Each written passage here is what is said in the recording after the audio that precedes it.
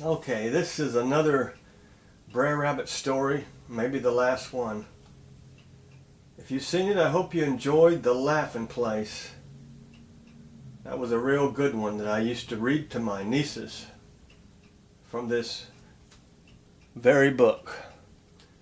This book put out by Disney many years ago.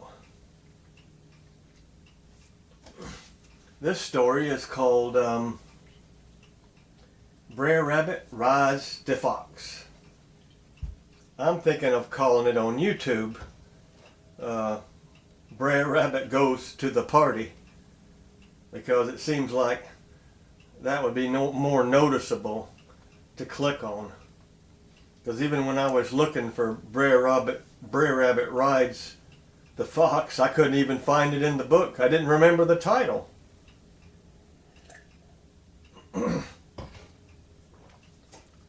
So here we go. I'll start off by going over a little bit of this to people who didn't see The Laughing Place. All these stories start with Uncle Remus telling about Brer Rabbit. Uncle Remus, he lived in an old log cabin and by a swamp, and he said this vodacious, this cunning, clever rabbit that lived around close to Uncle Remus just got into a whole mess of trouble, and he just always was smart enough to get out of the trouble. He is a clever thinker, and he was real smart. So let's see what I put down for this story. Okay. First of all, I'll read a little bit about who was Uncle Remus. Who was Uncle Remus? Johnny and Uncle Remus were friends. Johnny's hair was brown. His skin was fair. He was not quite 9. Uncle Remus' hair was white. His skin was black, and no one knew how old he was. And the house where Johnny lived had everything. Big rooms, big doors, big doorknobs, big chairs, big windows that looked out on the family's fields of cotton, tobacco, and corn. The cabin where Uncle Remus lived had almost nothing at all. Just one little room where Uncle Remus slept and cooked and smoked his corn cob pipe. He also liked to do some whittling too. His only window looked out through the trees toward a swamp. The reason Johnny loved Uncle Remus so much was the wonderful things that he knew. He knew everything there was to know about the birds, the animals, and all the creatures. He even understood the language they used when they spoke. He understood what the screech owl said to the hoot owl in the tree outside his cabin. He understood Doomerkirk, the turtle talk that bubbled up from the bottom of the creek. And I imagine this must be the better part of the creek, where we see Brer Rabbit fishing and Uncle Remus going into his cabin. Johnny liked to hear Uncle Remus tell stories about what the creatures were doing, and he liked the funny old-fashioned way he spoke. Every evening before supper, he and his friend Jenny, which is this here girl right here, went down to Uncle Remus's cabin. As we see, they're sitting by a nice fireplace, and Uncle Remus is smoking his corn cob pipe, and they're getting nice and cozy next to the fire while he tells them another story, probably about Brer Rabbit. As I was saying, Johnny liked to hear Uncle Remus tell them stories about the creatures and what they were doing. And of course, he liked the old-fashioned way that he spoke. And of course, like I said, He usually told these stories before supper time. He and his friend Jenny went down to Uncle Remus's cabin to listen. Uncle Remus all he had to do was to take one puff of his pipe and a story would just start rolling out with the smoke. It might be a story about a lion, an elephant, or a bullfrog. Ribbit. But most of the stories were about that smartest of all little creatures, Brer Rabbit, and the tricks that he played on Brer Fox and Brer Bear. And there was never an end to the stories about Brer Rabbit, say Uncle Remus, 'cause he's always up to something new. He ain't very big, he ain't very strong, but when that thinking machine of his starts cooking up devilment, he's the smartest creature in the earth, says Uncle Remus. So, let's see here.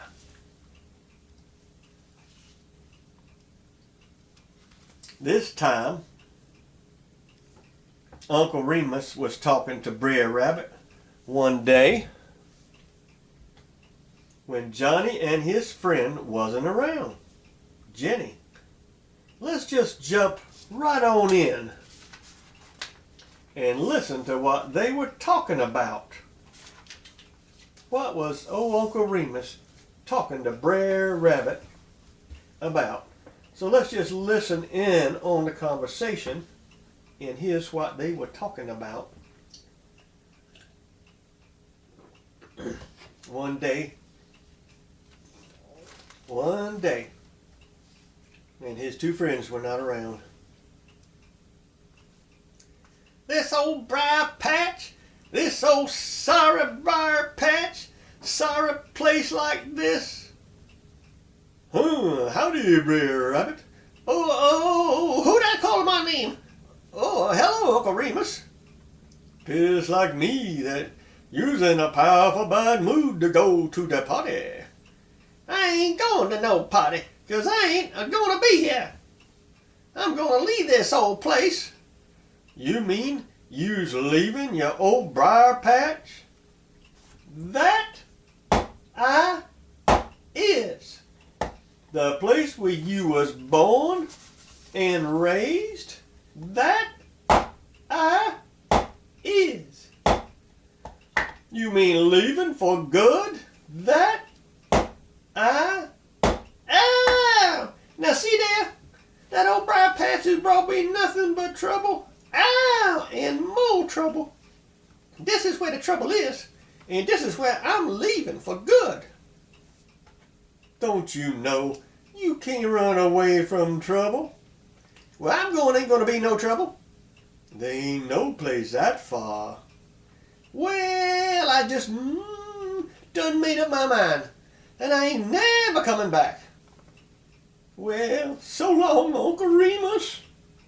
Sure hope you know what you're doing. Don't worry about me. I can take care of myself. Well, sir, Brer Rabbit was mighty mad, but by and by he came back. Tell me about that party, said Brer Rabbit. Tell me right now. Am I too late to go to the party? Well, bless my soul, you's comes to your senses and come back. Never mind that, says Brer Rabbit. Can I make it in time? If you's hurry and don't waste no time. You'll make it, but be quick about it. I is the quickest, fastest rabbit in these here parts. That you is, Brer Rabbit. And in no time, Brer Rabbit was scampering back home to put his party pants on. Yes, sir, honey, it sure is good to see Brer Rabbit back.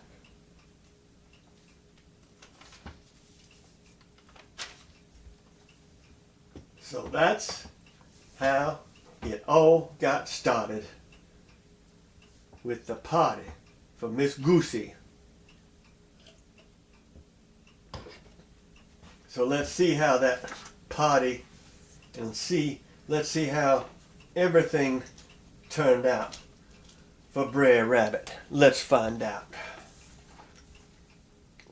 Okay. Miss Goose was going to have a birthday party. Yes, sir, she was. She was going to have the birthday party. All the creatures in the neighborhood was invited. They was asked to put on the Sunday clothes, and they was expected to behave with the Sunday manners like one big family. 'Twas understood that there would be no growling, no biting, no snarling, and nor snapping.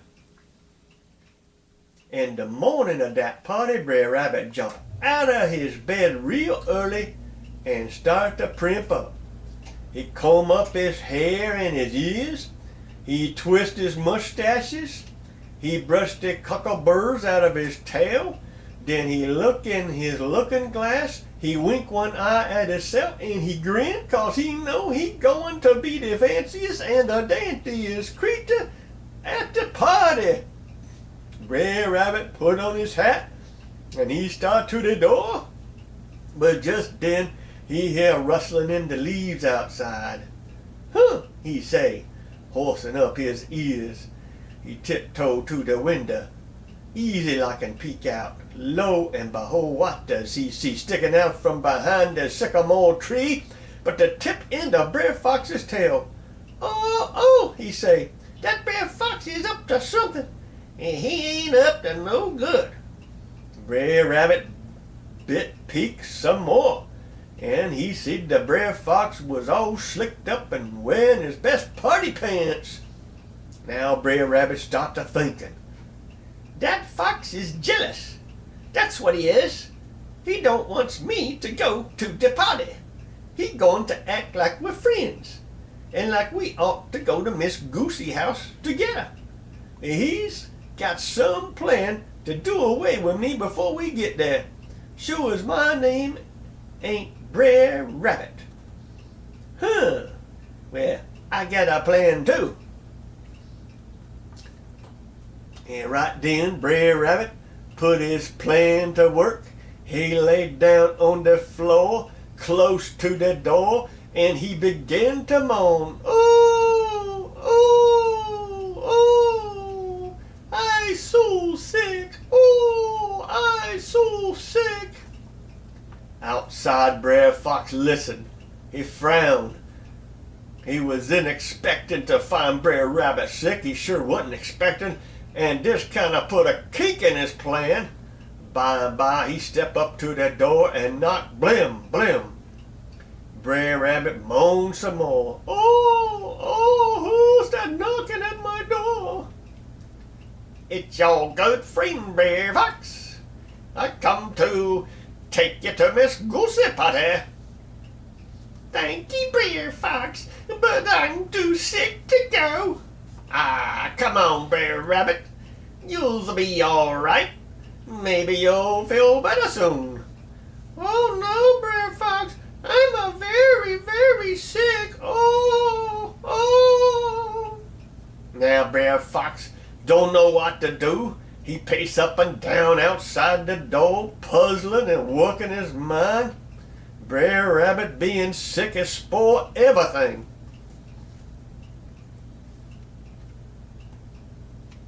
"I's just got to do away with him somehow," he said to himself. "If only I can get him as far as the bridge, and that's a crossing, and when they cross the river, then I can fling him in.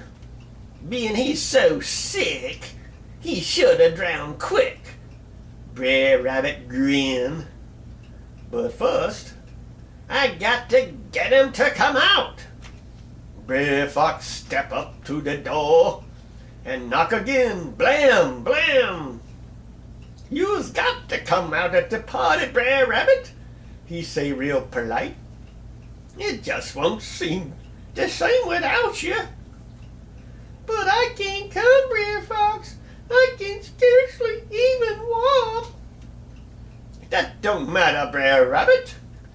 If you is too sick to walk, I'll carry you." I'll be glad to. I'll carry you in me arms. This make Brer Rabbit chuckle, 'cause now he know that his plan going to work. Thank you, Brer Fox, he said. That's mighty nice of you to say you'll carry me. But I'm scared you'll drop me. I'm so sick. I won't drop you, Brer Rabbit. But if you're scared, well, I'll let you ride on me back. Thank you, Brer Fox, but I'm scared I'll fall off. I can't ride without a saddle. I'm a very sick rabbit. Brer Fox don't like the idea of putting on a saddle. But he got to get Brer Rabbit out of that house, else he can't get him to the river to drown him. He grit his teeth. I'll be glad to put on a saddle, he say. Now Brer Rabbit groaned like he feelin' was. I'm a terribly sick rabbit, Brer Fox, and I don't want you shying at something and throwing me off on the road. A saddle ain't enough. I've got to have a bridle too. This make Brer Fox mighty mad, but he want to get Brer Rabbit out of that house mighty bad. He take a deep breath, and he say, I'll be pleased to put on a bridle, Brer Rabbit, but you can ride me only as far as the bridge that crosses the river. That's the getting off place, and you got to walk to rest of the way to the party on your own feet. Now Brer Fox grin wide, 'cause he know the bridge is the place when he going to fling Brer Rabbit kajoom down into the deep, deep water. That'll just be fine. I'll get off there, said Brer Rabbit. I'm sure is obliged to you, Brer Fox. Maybe I wants to be feeling so sick by the time we get to the river. Well, Brer Fox, he scamper off to get himself harnessed up. Brer Rabbit, he scrambled up from the floor, and what does he do but go to the shelf, take down a pair of spurs, and slip them into his pocket. Then he pick up his banjo and a bouquet of blubby blossoms that he had fixed up for Miss Goose. Last of all, he wrapped himself up in a big flannel blanket to make himself look powerful sick. By and by, he hear Brer Fox come galloping back. Brer Rabbit go out. There was Brer Fox, standing there waiting, saddled up, bridled, and all rigged up like a circus pony. Come on, Brer Rabbit, he hollered. Let's get going. Take off that blanket and climb up. I got to wear this blanket, said Brer Rabbit, shivering a little. I can't afford to get you cold. With that, he slowly hoisted himself up into the saddle. Now go easy with me, Brer Fox. I'm a very sick rabbit. Brer Fox trot off. Brer Rabbit just sorta in the saddle, jouncing and bouncing and moaning and groaning. Oh, I'm a sick rabbit. Like he feel worse and worse all the time. Brer Fox smack his lips. Yes, sir. Yum, yum. He can scarcely wait to get to the bridge over the river, where he's going to fling Brer Rabbit and drown him. Well, sir, he trot and he trot, and after a while, he get there. Brer Fox stop still. Here we is, Brer Rabbit. This is the getting off place. Climb down. Brer Fox listened to the gurgling of the water down under the bridge, and he chuckled. Brer Rabbit, he twist and turn in the saddle like he's starting to get down. But of course, he wasn't doing nothing but pulling his spurs out of his pocket and slipping them over his foots. Just a minute, Brer Fox. Just wait till I get loose from this here blanket. Hurry, Brer Rabbit, hurry up. Brer Fox just can't wait. He paw up the ground and he chomp at the bit. Just a minute, Brer Fox, just a minute. Now Brer Rabbit ready. He fling off the blanket. He throw out his chest. Giddy up, he yelled. Then he lift up his heels and grip. Down plunged the spurs right into Brer Fox's rib. Ow! Ow! Squalled Brer Fox. He rip and roar. He jump and hump. But every time he hump himself, Brer Rabbit just slapped the spurs in him harder. Oh! Oh! Brer Fox snort. Ah! Then up he leap. And away he galloped, lickety-splittity, lickety-splittity. Brer Rabbit, he wave his hat, yippee, yippee, he holler. Ride the fox just like a cowboy. He drive him right up to the gate of Miss Goose house. The creatures at the party come crowding around the door. It's Brer Rabbit, they shout. Look, why, bless gracious, he's riding Brer Fox. Brer Rabbit, he drive Brer Fox right up onto the piazza. Then he lean down and make a bow and hand Miss Goose the bouquet of blubby blossoms. Howdy, folks, he say. Now, please excuse me just a second while as I tie up my riding horse.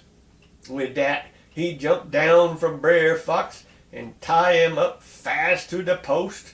Old Brer Fox so tired his tongue was out, his tail was drooping down, and he ain't got no breath to speak. Then Brer Rabbit grab up his banjo, and he pranced right into the party, strumming and singing a song. Some folks go traveling fancy, some folks travel plain, some folks go on their horseback, others take the train. Some folks has a carriage with a coachman on the box. But when I goes to the party, I travel on old Brer Fox.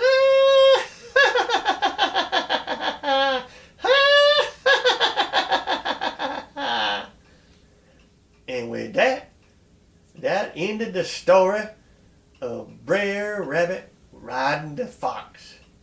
He sure did trick that fox. Thought he was gonna drown him in the river. And he got tricked himself. So this ends another story of Brer Rabbit riding the fox. And I hope that you liked this story. And it's a great, great story. I read this years ago on a cassette tape, played it back to my niece, and she was 5 years old. She liked it so much that she was just jumping up and down on the bed as I was playing it to her. And she didn't know, she was so excited, she didn't know what to do, so she just bounced up and down on the bed. Bounce, bounce, jump, jump. Yeah. Yes, honey. And there was another funny thing that happened. About a week ago, I was putting some nails back in a fence, and I had a friend helping me, and I couldn't get a nail in, and he was stronger than me, and I said, "You try to drive that nail in." So he kept hitting it, and the nail kept falling off, and I said, "Well, I'll hold the nail for you for a couple of licks," and I was kind of scared he might hit me. So he was coming down mighty hard with that hammer, and then I was thinking I better take my finger away, and then wham, he hit my finger. Ow, ow, that hurt. And he was just laughing because I had just told him the story of Brer Rabbit, who was hitting a hammer, and then he goes, ow, ow. And then just a few minutes later, it happened to me. He hit me right on the finger with a hammer, And this was not a story. This really happened. And it felt like I was going to have arthritis in my finger the rest of my life. For 2 weeks, that joint had arthritis. And it finally got better. I was kind of worried. So that's the funny little thing that happened after I told my friend about Brer Rabbit riding the fox. So this ends Brer Rabbit going to the potty, or Brer Rabbit rides the fox. This ends another Brer Rabbit story, and one of my favorites.